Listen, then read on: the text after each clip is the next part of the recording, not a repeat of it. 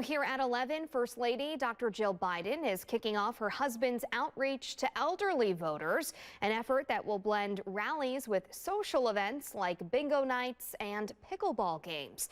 The First Lady will travel to the 4 swing states, including Wisconsin, to launch the Seniors for Biden-Harris effort. She will be visiting Green Bay. It's not clear when the First Lady's visit to the Badger State will be, but the Biden-Harris campaign plans to use pickleball and bingo games to motivate older voters and keep them active throughout the campaign heading into the November election.